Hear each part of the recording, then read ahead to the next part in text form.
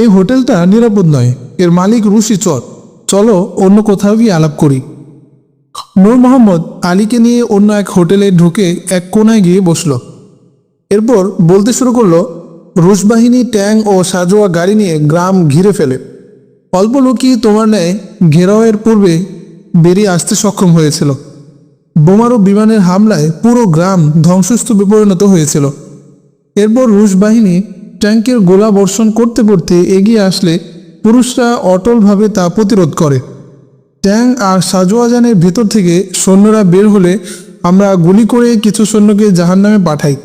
বাকিরা ভীত হয়ে আবার ট্যাঙ্কের ভিতর আশ্রয় নেয়। ক্রমে ক্রমে আমাদের গোলাবারুদ নিঃশেষ হয়ে গেল। রুশিরা এবার গ্রামের মেয়ে, পুরুষ ও শিশু সবাইকে বন্দি করে এক জায়গায় জমা করে। এরপর আহতদেরকে পৃথক করে মাটিতে ফেলে তাদের উপর ট্যাঙ্ক চালিয়ে দেয়। আগুন জ্বালিয়ে লাশগুলি তার মধ্যে নিক্ষেপ করে। আমার আব্বার এক বন্ধু ছিল সেনা অফিসারদের মধ্যে। তাকে অনুরোধ করায় তিনি আমাদের ঘরটা পোড়ানো থেকে বিরত থাকেন। উক্ত সেনা অফিসার আমাকে সাথে নিয়ে এসে ইন্টেলিজেন্সে ভর্তি করিয়ে দেন। নূর মোহাম্মদ ইন্টেলিজেন্সের লোক, এ কথা শুনে আলীর চৈতন্য হয়। নূর মোহাম্মদ কথা প্রসঙ্গে বলল, তুমি কোনো ভয় করো না, আমি আজ পর্যন্ত নিরপরাধ ব্যক্তির ক্ষতি করিনি। আফগান সরকারি ইন্টেলিজেন্স জনগণের উপর কি জঘন্য অত্যাচার করে তা আমার জানা আছে। আমার পক্ষ থেকে তোমার কোনো ভয়ের কারণ নেই। আচ্ছা বলো তো, আজকাল তুমি কি করছো, আর গার্দেজেই বা কি উদ্দেশ্যে এসেছো? আলী এখানে তার আসার উদ্দেশ্য বলেই ফেলতো, কিন্তু যখন জানতে পারল নূর মোহাম্মদ ইন্টেলিজেন্সের লোক, তখন সে নিজের ব্যাপারে কিছু বলাটা অনুচিত মনে করে বলল যে, আমি গার্দেজ দেখতে এসেছি। তুমি এতদিন কোথায় কি করছিলে? আলী চিন্তায় পড়ে গেল, তাকে কি বলবে। একটা কারণ না বললে তো নয়, সত্য কথাটা প্রকাশ করাও অসম্ভব, আবার মিথ্যাও বলা যায় না। অনেক ভেবেচিন্তে সে বলল, নূর মোহাম্মদ ভাই, বয়সে আমার চেয়ে তুমি বড়, সব তুমি বুঝো, তাই একজন গৃহহারা মানুষ কোথায় থাকে কি করে তা তো তোমার অজানা থাকার কথা নয়। পাহাড়ি অঞ্চল আর শহর বন্দর নিয়েই তো আফগানিস্তান। আগে ঘুরে বেড়াতাম পাহাড়ে পর্বতে, এখন এই শহরে আছি। আলীর কথা শুনে নূর মোহাম্মদ হেসে বলল, আসল কথা তুমি বলতে চাইছো না, ঠিক আছে, তোমার যা খুশি। তবে সবসময় আমার এক কথাটা স্মরণ রাখবে যে শহরে অচেনা লোকদের প্রতি কড়া দৃষ্টি রাখা হয়, তাই সতর্ক থেকো। তোমাকে আমার সাথেই নিয়ে যেতাম, কিন্তু তোমাকে সেখানে রাখার অনুমতি পাবো না, আর সেখানে গেলে যে মিশন নিয়ে এসেছো সম্ভবত তা সম্পূর্ণ করতে পারবে না। আলীর সন্দেহ হলো, হয়তো আমার প্রোগ্রাম সম্পর্কে নূর মোহাম্মদ কিছু জানতে পেরেছে, অথবা আমাকে কথা পেঁচে ফেলে আসল বিষয় জেনে নিতে যাচ্ছে। আলী মনে মনে দৃঢ় সিদ্ধান্ত নিল যে সে এর চেয়ে বেশি আর কিছুই বলবে না। আলীকে আবার সতর্ক থাকার কথা বলে নূর মোহাম্মদ বিদায় নিল। যে হোটেলের ব্যাপারে নূর মোহাম্মদ বলেছিল যে এর মালিক একজন সরকারি চর এবং সেখানে গোয়েন্দা বিভাগে প্রচুর লোক আসা যাওয়া করে, আলী সে হোটেলে অবস্থানের সিদ্ধান্ত নিল। আলোর নিচে অন্ধকার থাকে, তাই এই জায়গাটা আমার জন্য অধিক নিরাপদ হবে। গার্দেজ এসেছে আজ 3য় দিন চলছে। যে ব্যক্তির ব্যাপারে কমান্ডার তাকে বলেছিল যে ওখানে তারা তোমার কাজে আসবে, তাদের কারো সাথেই সাক্ষাৎ হলো না। সবার ঘরে তালা ঝোলানো, তারা কোথায় গেছে সে কথা কেউ জানে না। শেষতক আলী ছাউনিতে ফিরে যাওয়ার সিদ্ধান্ত নিল। মেজর ফাইয়াজ সেখানে থাকলে সরাসরি তার সাথে যেন সাক্ষাৎ করা যায়। আলী ছাউনিতে মেজর ফাইয়াজ খান সম্পর্কে জিজ্ঞেস করলে সবাই বলল যে অন্য ছাউনিতে তিনি বদলি হয়েছেন। কোথায় বদলি হয়েছেন কেউ এ প্রশ্নের উত্তর দেয় না। আলী কর্নেল মুসার সাথে সাক্ষাৎ করল। কর্নেল মুসা আলীর আপাদমস্তক নিরীক্ষণ করে এবং তাকে ডজনখানিক প্রশ্ন করে, কে তুমি, কোথা থেকে এসেছ, মেজর ফাইয়াজের সাথে তোমার কি সম্পর্ক ইত্যাদি।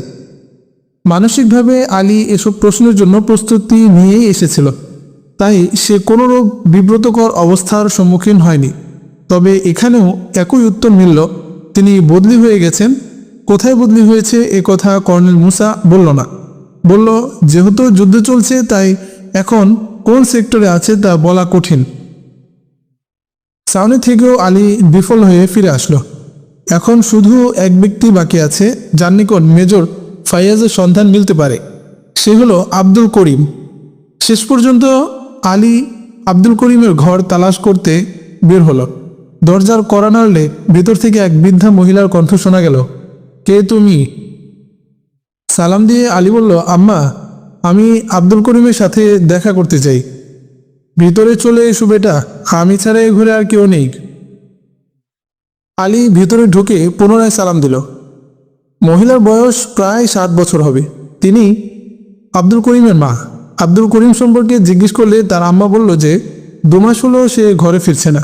তার সব বন্ধু বান্ধবের নিকট আমি তার খোঁজ নিয়েছি, কিন্তু কেউ কিছু বলতে পারে না। ঘরের বাইরে কখনো সে এত সময় কাটায়নি। জানি না ছেলে আমার কেমন আছে। তার আরও কজন সাথীর কোনো খবর নেই। আচ্ছা বেটা, তুমি কোথা থেকে এসেছো? আমি গুরুত্বপূর্ণ একটা বিষয়ে তার সাথে সাক্ষাৎ করতে এসেছি। আলী কথা শেষ করার পূর্বে মহিলা বলল, বেটা, খানা খাওয়ার কথা তো তোমাকে জিজ্ঞেস করিনি, তুমি বসো, এক্ষুনি তোমার জন্য খানা নিয়ে আসছি। একথা বলে তিনি বেরিয়ে গেলেন। পাশের ঘর থেকে আলী শুনতে পেল যে মহিলা তার পড়শিকে বলছে, অন্য শহর থেকে আমার এক ছেলের বন্ধু এসেছে, আমাকে কিছু টাকা ঋণ দাও, আব্দুল করিম আসলেই তোমাকে দিয়ে দেব। পড়শি অত্যন্ত বদমেজাজি। তাকে সম্মান করার পরিবর্তে বলল, চাচি, তোমার ছেলে তো আর ফিরে আসবে না, তাই তোমাকে অতিরিক্ত আর ঋণ দিতে পারবো না। তোমার ছেলে ডাকাতদের সঙ্গী ছিল, সরকার তাকে বন্দি করে জেলে পাঠিয়ে দিয়েছে। তার কথায় আব্দুল করিমের আম্মা অত্যন্ত ব্যথিত হলেন। তারপরও ধৈর্যের সাথে বললেন, তোমরা ভুল বলছো, আমার ছেলে অত্যন্ত ভদ্র এবং 5 ওয়াক্ত নামাজি, সে কখনো ডাকাত হতে পারে না। দেখো, মেহমান ঘরে বসে আছে, তুমি আমার রূপার হারটা নিয়ে হলেও কিছু টাকা দাও, ছেলে আসলে টাকা দিয়ে হার ফিরিয়ে নেব। আমার ছেলের মান সম্মানের প্রশ্ন। মেহমান কি ভাববে যে আব্দুল করিমের ঘরে গিয়েছিলাম, কিন্তু তার মা খানা খাওয়ার কথাও জিজ্ঞেস করলো না। আব্দুল করিম লাপাত্তা হওয়ার পর তো তার কোনো বন্ধুও আসেনি। মানুষের কি হলো যে তারা কেউ বলে না আমার ছেলে কোথায় আছে, কেমন আছে? অনুগ্রহ করে হারটা নিয়ে কিছু টাকা ঋণ দাও। পড়শি ব্যাপরভাবে বলল, না চাচি, তোমাকে দেওয়ার মতো আমার কাছে আর কিছুই নেই, অন্য কোথাও চেষ্টা করো। দেয়ালের এপাশ থেকে আলী তাদের সমস্ত কথাবার্তা শুনছিল। এতে তার সন্দেহ দৃঢ় বিশ্বাসে পরিণত হলো যে আব্দুল করিম সরকারের হাতে বন্দী হয়েছে। তার কাছে প্রচুর টাকা ছিল। মনে মনে সিদ্ধান্ত নিল আব্দুল করিমের মাকে কিছু টাকা হাদিয়া দিবে। কিভাবে দিবে, দান হিসেবে তো সে নেবেই না। আলীর মনে সুন্দর এক বুদ্ধির উদয় হলো। আব্দুল করিমের মা ফিরে এসে আলীর কাছে কিছু বলার পূর্বে সে বলল, আম্মা, আমার খুব তাড়া আছে। আসল কথা হলো, গত বছর আব্দুল করিম ভাই থেকে আমার আব্বু কিছু টাকা ঋণ নিয়েছিলেন, সেগুলো আদায় করতে এসেছিলাম। কথা বলে সে পকেট থেকে 5,000 আফগানি রুপি বের করে আব্দুল করিমের মাকে দিয়ে বলল, আব্দুল করিম আসলে এগুলো তাকে দিয়ে বলবেন আমল গুল পাঠিয়েছে, বাকি টাকাও জলদি পরিশোধ করবে। আব্দুল করিমের মা টাকা হাতে নিয়ে বললেন, বেটা, কিছু না খেয়ে তোমাকে বিদায় দিতে পারি না, তোমাকে কিছু খেতেই হবে। বৃদ্ধা তাড়াতাড়ি বাজার থেকে কিছু কিনে এনে খানা তৈরি করে আলীকে খাওয়ালেন। খানা খেয়ে আলী ঘর থেকে বের হওয়া মাত্র আকস্মাৎ 4 ব্যক্তি তাকে বন্দি করে গাড়িতে তুলে খাদের অফিসে নিয়ে গেল। খাদ আফগানিস্তানের একটি সরকারি গোয়েন্দা বিভাগ, যা ভারতীয় জাদরেল গোয়েন্দাদের সমন্বয়ে গঠিত। এর কাজ হলো প্রতি মুহূর্তে মুজাহিদদের গতিবিধি ও তৎপরতার প্রতি গভীর দৃষ্টি রাখা। প্রথমে ডক্টর নজিব খাদের প্রধান ছিল। সে এখন বারকারের পরে আফগানিস্তানে রুশদের পুতুল সরকার প্রধান। প্রকৃতপক্ষে খাদের দফতর হলো এক ভয়াবহ জিন্দানখানা ও নির্যাতন কেন্দ্র। বন্দীদের উপর এমন নির্যাতন ও বর্বরতা চালানো হয় যে অধিকাংশ বন্দী তা সহ্য করতে না পেরে মৃত্যুর কোলে ডলে পড়ে। এক পরিসংখ্যানে বলা হয়েছে, গত 8 বছরে খাদের নির্যাতনে কমপক্ষে 1 লক্ষ লোক শহীদ হয়েছে। রাশিয়ার KGBর মতোই ভয়ঙ্কর এর দানবীয় অবয়ব। বন্দি করার পর আলীকে এক বাড়ির বড়সড় এক কুঠুরিতে নিয়ে শক্ত করে চেয়ারের সাথে বাঁধা হলো। তাকে বারবার জিজ্ঞাসা করা হচ্ছিল, মুজাহিদদের সাথে তোমার কি সম্পর্ক? তুমি কোন গ্রুপের সদস্য? কোন কোন পাহাড়ে মুজাহিদদের ঘাঁটি আছে? কি মিশন নিয়ে তুমি গাদ দিতে এসেছো? কি কি উদ্দেশ্যে মেজর ফাইয়াজের সাথে দেখা করতে চাও? এসব প্রশ্নের উত্তরে আলীকে নীরব থাকতে দেখে দৈত্যকায় এক ব্যক্তি এগিয়ে এসে আলীর গালে কষে 10-20টা ঘুষি লাগিয়ে দেয়। তা সত্ত্বেও আলী নীরব। জ্বলন্ত সিগারেট দিয়ে তার শরীর দাগানো হলো, যার যন্ত্রণা অসহনীয়। এরপর তার শরীরে সুই ফোটানো হলো। সব কিছু আলী সহ্য করছে, তবুও কিছুই বলছে না সে। প্রচণ্ড বিষ ব্যথায় আলীর শরীর নীল হয়ে উঠেছে, তবুও সে নির্বাক। এরপর তাকে মাটিতে শুইয়ে পিনযুক্ত বুট ও লাঠি দ্বারা তার শরীর ক্ষত বিক্ষত করা হলো। অধোমুখী করে ছাদের সাথে ঝুলিয়ে দিল। পায়ের দিকে সালোয়ারের মুখ বন্ধ করে তার মধ্যে ইঁদুর ছেড়ে দিল। তার মুখ বরাবর মাটিতে মরিচ পোড়া হলো। এসব নির্যাতন ছিল অসহনীয়।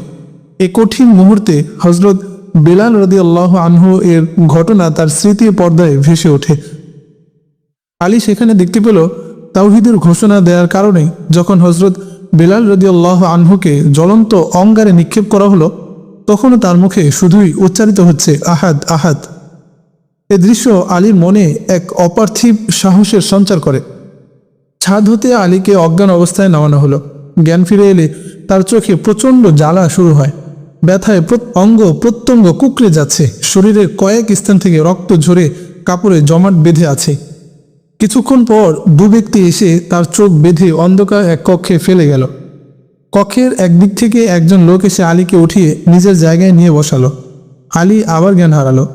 এ কক্ষে মোট 4 জন লোক। সবাই মিলে আলীর জ্ঞান ফিরিয়ে আনার চেষ্টায় লিপ্ত, কিন্তু ভোর রাত পর্যন্ত আলীর জ্ঞান ফিরল না। ভোরে আলীর জ্ঞান ফিরে আসে। তখনও চক্ষু দুটি ব্যথায় জ্বলছে। সমস্ত শরীর আঘাতে আঘাতে নীল হয়ে গেছে। সে উঠতে চাইলেও কিন্তু পারল না। কুঠুরিতে এখনো আবছা অন্ধকার। ওই 4 ব্যক্তি আলীর নিকট এসে তাকে তুলে ভর দিয়ে বসালো। একজন কয়েকটা শুকনো রুটির টুকরো আর 1 গ্লাস পানি আলীকে দিয়ে বলল, এগুলো খেয়ে নাও। আলী শুকনো রুটির শক্ত টুকরোগুলো চিবোতে পারছে না। মুখের উপর প্রচণ্ড আঘাতের কারণে চোয়াল নড়লেই অসহনীয় ব্যথা পায়। শুকনো রুটি পানিতে রেখে দিল। কিছুক্ষণ পর ভিজে নরম হলে আস্তে আস্তে সেগুলো খেয়ে নিল। ওই ব্যক্তি পকেট থেকে একটা ট্যাবলেট বের করে বলল, এটা খেয়ে নাও, ব্যথা কমে যাবে। আধা ঘন্টা পর আলীর ব্যথা কিছুটা কমে আসলে সে কক্ষের লোকদের জিজ্ঞেস করলো, আমি এখন কোথায় আছি? আপনারা কারা? শুশ্রূষাকারী ব্যক্তিটি বলল, আমরা বন্দী। আমরা সবাই এখন জেলখানায় আছি। আচ্ছা, তোমার অপরাধটা কি? আমার তো অপরাধ একটাই যে আমি আল্লাহর অস্তিত্ব ও একত্ববাদী বিশ্বাসী। আফগানিস্তানে এখন এ বিশ্বাস পোষণ করাই সবচেয়ে বড় অপরাধ। চুরি, ডাকাতি আর খুন খারাপির অপরাধ এদেশে ক্ষমা করা হয়, কিন্তু আল্লাহর নাম উচ্চারণ করা ক্ষমাহীন অপরাধ। কারণ আল্লাহর নাম নিলে সরকার মনে করে যে তার রক্তচোষা লাল বিপ্লব বুঝি ব্যর্থ হবে। তাই আমাদের বিপ্লব বিরোধী আখ্যা দিয়ে জেলখানায় নিক্ষেপ করা হচ্ছে। এরপর আমাদের উপর বর্বরতার নির্মম স্টিম রোলার চালানো হয়, যাতে আল্লাহর বন্দিগি ছেড়ে আমরা ক্ষুধাদ্রোহী নমরুদদের অনুসরী হই। কিন্তু এই অমানুষগুলো ভুলে যাচ্ছে যে আমরা একত্ববাদের পতাকাবাহী হজরত ইব্রাহিম আলাইহিস সালামের উত্তরসূরি, তার আত্মার সন্তান। সে যুগে নমরুদদের সামনে যেমন তিনি মাথা নত করেনি, বরং চিরসমুন্নত ছিল তার তাওহীদের বিশ্বাসী শির, তেমনি এসব নমরুদদের সামনেও আমাদের এ তাওহীদি শির কোনোদিন ঝুঁকবে না, ঝুঁকতে পারে না। যুগে যুগে তাওহীদের ঘোষণা দিতে এই শির উন্নত থাকবেই ইনশাআল্লাহ। আলীর কথা শুনে এক ব্যক্তি বলল, মেজর ফাইয়াজ আমাদের মতোই এর অপরাধ, এজন্য তাকে আমাদের সেলে নিক্ষেপ করা হয়েছে। আলী মেজর ফাইয়াজের নাম শুনে চমকে উঠে জিজ্ঞেস করল, আপনি কি মেজর ফাইয়াজ? হ্যাঁ আমি। তুমি কি আমার কথা জানো? হ্যাঁ জানি, আলী উত্তর দিল। আমি জানতে চাই যে আমাকে কিভাবে চেনো? আলী প্রথম সব কথা বলতে যাচ্ছিল, কিন্তু হঠাৎ সে চিন্তা করলো যে এটা আবার শত্রুর কোনো চাল নয় তো। মনে মনে বলল, এ ব্যক্তি মেজর ফাইয়াজ কিনা এ ব্যাপারে নিশ্চিত না হয়ে অতিরিক্ত আরেকটি কথাও বলবো না। মেজর ফাইয়াজই তাকে বলল, তোমাকে কিভাবে বিশ্বাস করাবো যে আমি মেজর ফাইয়াজ? এরা আমার সঙ্গী মাসুদ, জারতাজ ও সাইফুল্লাহ। বিশ্বাস না হয়তো তাদেরকে জিজ্ঞাসা করো। এই নামগুলি শুনে আলীর মনে পড়ল যে এদেরকেই তো সে শহরে তালাশ করেছিল। নিশ্চিত হওয়ার জন্য সে জিজ্ঞেস করল, আপনার আরেকজন গুরুত্বপূর্ণ সাথী কোথায়? দীর্ঘ নিঃশ্বাস ছেড়ে মেজর ফাইয়াজ বললেন, বোধহয় আব্দুল করিমের কথা বলছো? হ্যাঁ, আব্দুল করিমের কথাই বলছি। এখন আমি নিশ্চিত হলাম যে আপনি মেজর ফাইয়াজ। এখন বলুন, আব্দুল করিম কোথায় এবং কি অবস্থায় আছে? মেজর ফাইয়াজ আলীকে বললেন, সে তো আর আমাদের মাঝে নেই।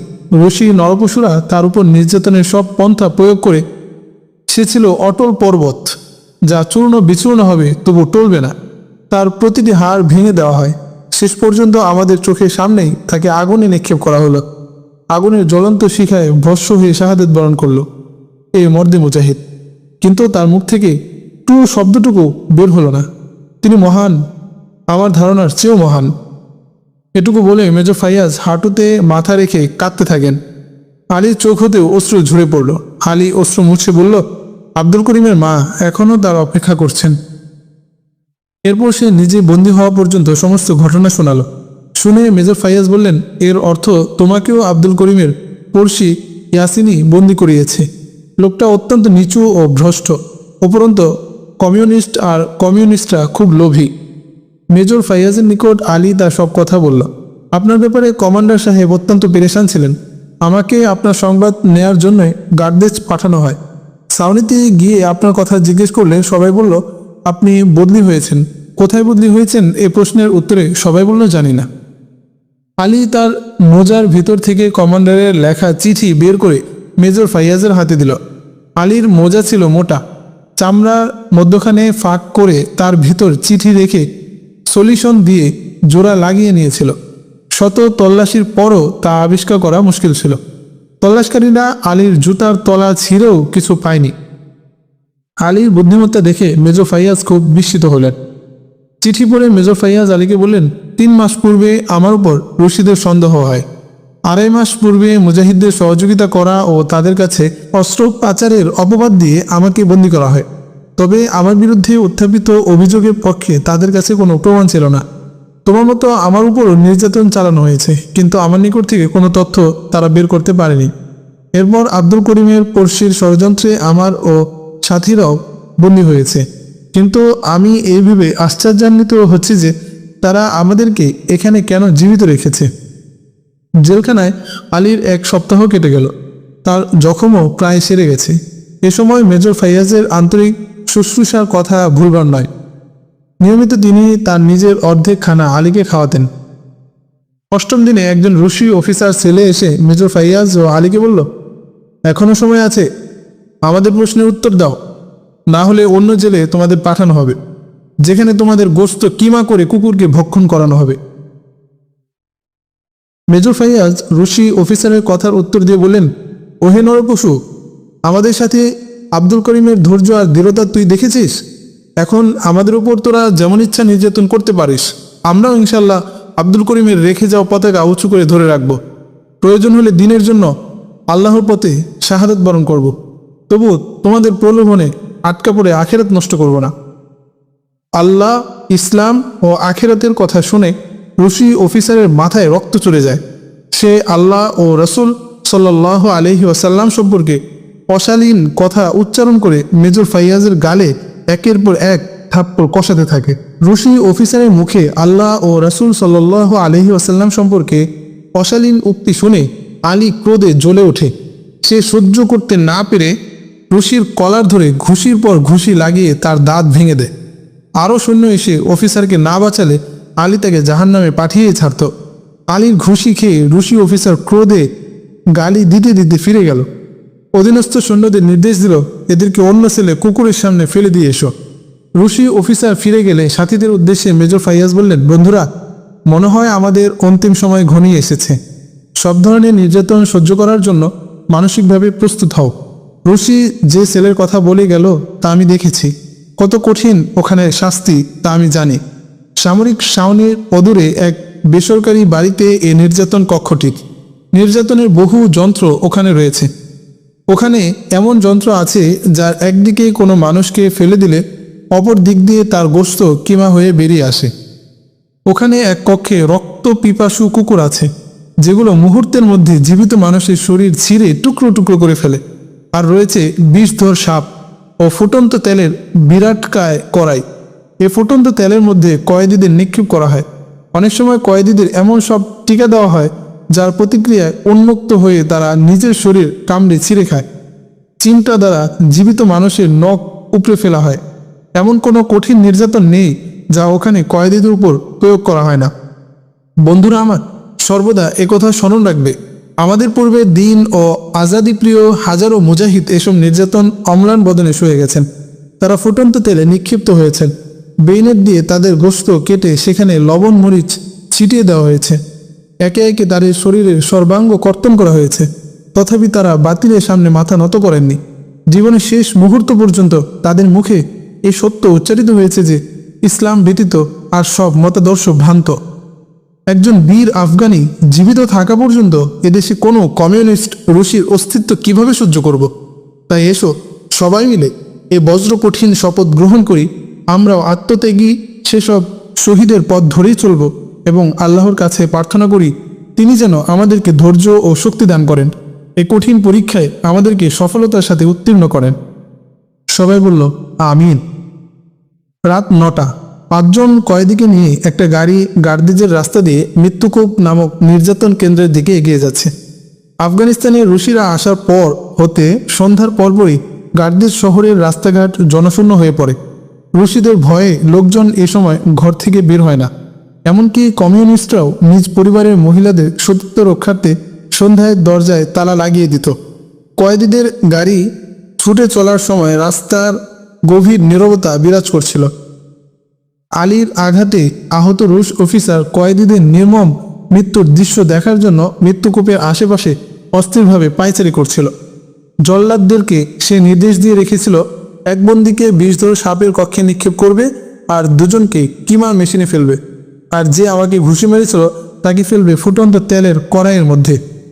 ক্ষুধিত কুকুরের সামনে ফেলবে মেজর ফাইয়াজকে। রুশি অফিসারের গায়ে হাত তোলার মর্মান্তিক পরিণাম যেন সে হাড়ে হাড়ে টের পায়। দেখে ছাড়বো আজ কে তাদের খোদা, কত শক্তি তার, কিভাবে রক্ষা করে সে তার বিশ্বাসীদের। রুশি অফিসার এদিকে অস্থিরভাবে অপেক্ষা করে আল্লাহর শক্তিকে চ্যালেঞ্জ করছিল।